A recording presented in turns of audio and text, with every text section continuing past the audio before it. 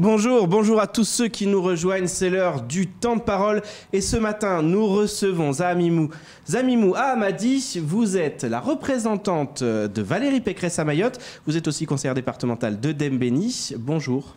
Bonjour et bonjour à tous les Mahorais qui nous écoutent ce matin. Ravi de vous accueillir sur ce plateau, on va évidemment parler des élections présidentielles et de la candidature de Valérie Pécresse. En quoi pour vous Valérie Pécresse serait la meilleure présidente pour Mayotte ? Parce que Valérie Pécresse nous a promis un projet d'ordre pour relever la France et singulièrement Mayotte. Et elle nous a promis de stopper l'immigration incontrôlée, de donner la priorité à la justice pour rétablir l'autorité dans la rue, dans les bus et dans nos écoles. Elle nous a promis l'impunité zéro. Mais ça, d'autres l'ont promis aussi. On pense sur l'immigration. Marine Le Pen, Éric Zemmour sont sur de l'immigration zéro. En quoi elle se détache d'eux sur ces sujets? Parce que Valérie Pécresse, c'est déjà, en quoi elle se détache, vous avez remarqué que Valérie Pécresse, elle est en tête des parrainages. Ça veut dire que derrière, elle a un vrai soutien des maires, des conseillers départementaux. Elle a un vrai soutien. Donc, c'est la candidate crédible. Alors, elle n'est pas en tête des intentions de vote, par contre, parce qu'elle est plutôt quatrième actuellement. Des parrainages, effectivement. Voilà. A-t-elle le charisme pour diriger la France? A-t-elle l'aura? A-t-elle un charisme comme aurait pu l'avoir des figures du RPR, puis de l'UMP, Jacques Chirac, Nicolas Sarkozy? Est-ce qu'elle est à la hauteur de ces candidats-là? Vous savez, Valérie Pécresse est la présidente de la région Île-de-France aujourd'hui. Et 68% des franciliens estiment que Valérie Pécresse gère bien sa région. Donc oui, Valérie Pécresse, elle est crédible, c'est une femme de dossier, elle maîtrise ses dossiers. Et puis voilà, qu'est-ce qui ferait qu'elle... c'est une femme qui maîtrise ses dossiers. Donc voilà, on peut la faire confiance. Alors justement, par rapport à ça, est-ce que vous pensez que les Français sont prêts à élire une femme présidente de la République? Ça serait inédit, ça n'a jamais été le cas dans notre République. Est-ce que là, c'est l'année 2022 pour qu'une femme devienne présidente? Valérie Pécresse, en l'occurrence. Vous pensez que les hommes auraient des caractéristiques différentes des hommes?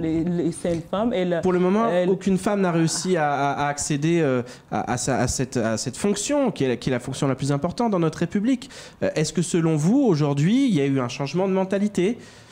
En tout cas, moi, j'estime que quand on est femme, au contraire, on prend les choses beaucoup plus au sérieux. C'est pour ça qu'on devrait justement confier la présidence de la France à une femme pour vraiment plus de sérieux. Vous avez vu, Emmanuel Macron, c'est un homme, et vous voyez, c'est le chaos qui s'est installé à Mayotte. Donc nous, oui pour une femme. C'est la femme qui tient le foyer. Oui, une femme, vraiment, c'est une femme qu'il nous faut pour rétablir l'ordre en France. Si vous devriez retenir une seule mesure aujourd'hui de Valérie Pécresse dans son programme, ça serait laquelle? L'impunité zéro, tous les jeunes qui cassent pour taper sur leur portefeuille, c'est-à-dire si tu casses, les personnes qui cassent les bus qui nous coûtent très cher aujourd'hui, vous savez que les bus représentent un montant de 30 millions pour le conseil départemental.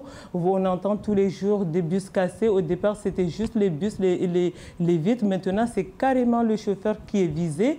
Donc nous, on pense qu'il faut carrément des vraies mesures pour ces délinquants qui veulent tuer nos enfants, parce que les personnes qui sont dans les bus, si le chauffeur est mis en danger, ça veut dire que ce sont tous les élèves derrière qui peuvent faillir à un accident. Donc c'est pour ça qu'il faut l'impunité pour ces jeunes. Alors Zamimou Ahamadi, on entend ce que vous dites, mais pour ça il faut plus de moyens pour la justice, plus de moyens humains.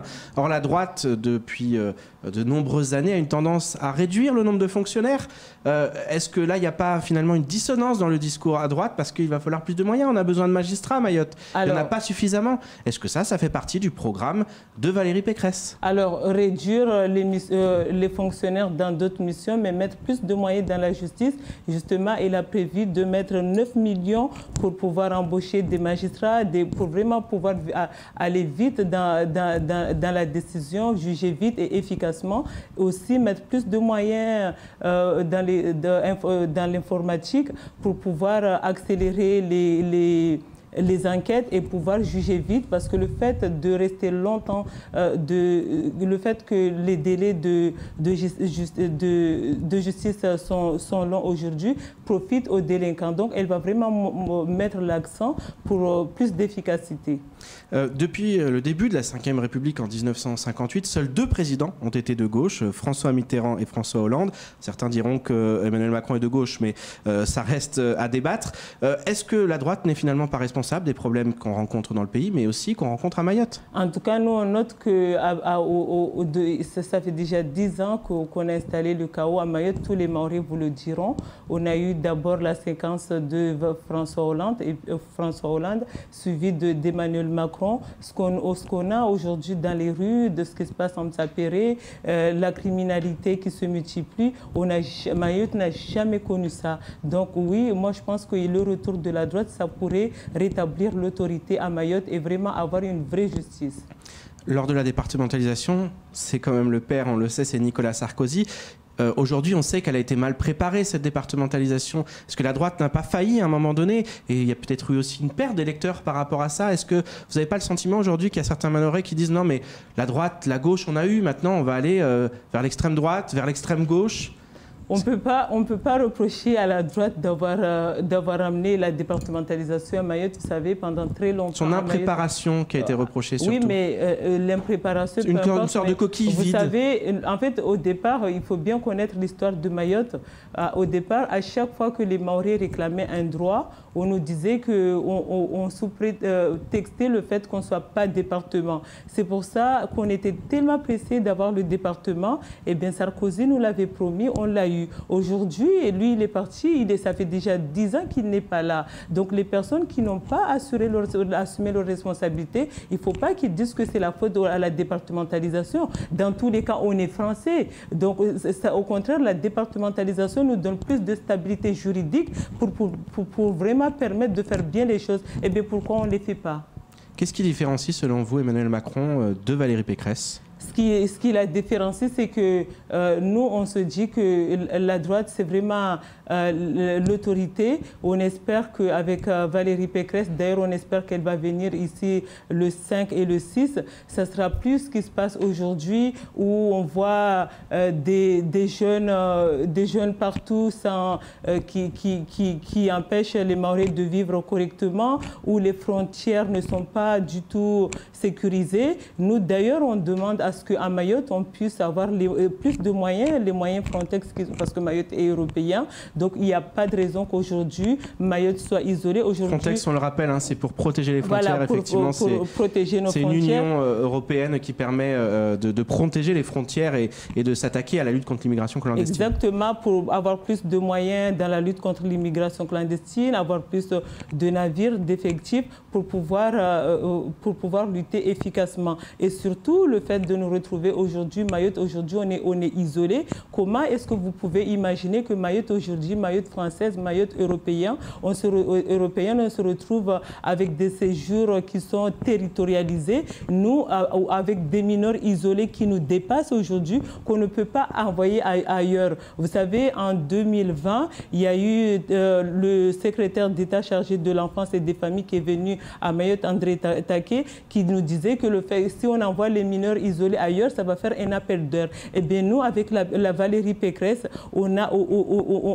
Valérie Pécresse nous a promis qu'elle sera à l'écoute des Mahorais, elle va écouter les Mahorais, et bien on espère qu'il y aura vraiment un vrai changement. Comment vous expliquez que la droite ne soit que 4e aujourd'hui dans les sondages? Il y a une vraie fuite des électeurs, des Républicains, vers la droite dure et vers Emmanuel Macron. Comment vous l'expliquez aujourd'hui du côté des Républicains? En tout cas, moi, je note tout simplement que Valérie Pécresse, elle est en tête des parinages. Ça veut dire que derrière, il y a ce sont les élus, mais c'est le peuple mais qui derrière vote. les élus, il y a un peuple. Derrière nous, il y a toute une population qui nous suit. Donc, ça veut dire qu'elle est en tête. Ça veut dire qu'il y a des maires, il y a des conseils départementaux derrière qui la soutiennent. Il y a tous les républicains qui sont unis derrière elle. Eh bien, nous, on a vraiment confiance en sa candidature. Après, Emmanuel Macron est au pouvoir. Elle peut toujours recommander les sondages qu'il faut. Et puis les sondages, c'est une expression d'une opinion à un instant T. Et puis, si on se fie qu'au sondage, eh bien, on n'irait pas aux urnes. Nous, on fait confiance à Valérie Pécresse, on sait qu'elle va gagner. Est-ce que la droite traditionnelle n'est pas devenue trop molle aujourd'hui et pas en décalage avec les réalités? C'est vrai qu'on le voit, les Français vont de plus en plus vers les extrêmes, en tout cas des partis qui sont des droites beaucoup plus dures. Est-ce que finalement, on le voit, Éric Ciotti aussi, ça certains disent, il était beaucoup plus ferme sur certains sujets, immigration zéro, revenir sur le droit du sol, ces sujets-là. Est-ce que ça, vous n'avez pas peur que Valérie Pécresse, certains disent non, mais tant qu'à faire, autant aller vers Marine Le Pen ou Éric Zemmour? En tout cas, nous, on a une vraie droite affirmée.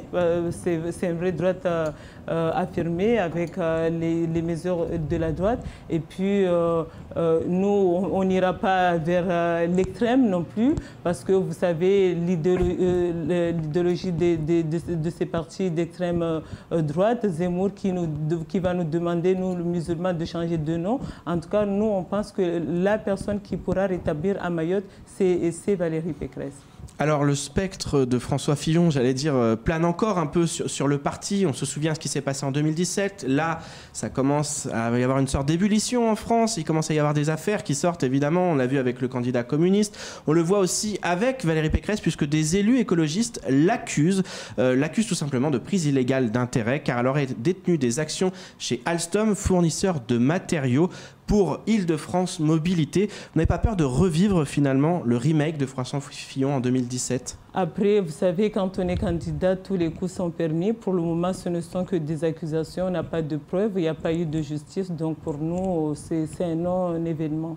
Ce sont quand même des tâches dans la campagne. Effectivement, il y a une dynamique qui se crée, puis derrière, il y a ces affaires qui tombent, il faut s'en justifier. Vous n'avez pas peur quand même que ça nuise finalement à la candidate Les Républicains? Pour le moment, je note tout simplement qu'à ce jour, Valérie Pécresse n'est pas condamnée et n'est accusée de rien du tout. Donc pour nous, la campagne continue normalement. Qu'est-ce que vous avez envie de dire aujourd'hui aux Mahorais qui nous regardent, certains qui hésitent, qui se disent entre Marine Le Pen, Éric Zemmour peut-être, ou entre Emmanuel Macron, Valérie Pécresse, qu'est-ce que vous avez envie de leur dire? Comment vous les convaincriez de voter pour Valérie Pécresse en quelques mots? Alors moi, je dirais aux Mahorais qu'on a remarqué que l'impunité à Mayotte commence vraiment à atteindre son paroxysme. Ça fait un bon moment depuis qu'on vit la violence à Mayotte. Avec Valérie Pécresse, on espère vraiment les personnes, ces jeunes qui nous dérangent dans nos villages, ça sera l'impunité zéro. Donc nous, on demande à ce qu'ils votent pour nous pour éviter ce genre de choses, parce qu'une personne qui va casser, elle va payer. Après, il n'y aura plus cette excuse de minorité, parce que nous, Valérie Pécresse, elle a prévu de ramener la majorité pénale à 16 ans. Et puis, nous, on a demandé à ce qu'il y ait en tout cas, une maison fermée pour les jeunes, pour pouvoir... Des structures d'accueil pour les mineurs délinquants. Pour en finir avec cette délinquance. Voilà, c'est l'impunité zéro. Merci beaucoup, Zami Mohamadi. Je rappelle que vous êtes la représentante de Valérie Pécresse sur le territoire. Vous êtes aussi conseillère départementale de Dembéni. Merci d'avoir accepté notre invitation. Je vous en prie. C'est la fin de ce temps de parole. Tout de suite, la suite de nos programmes.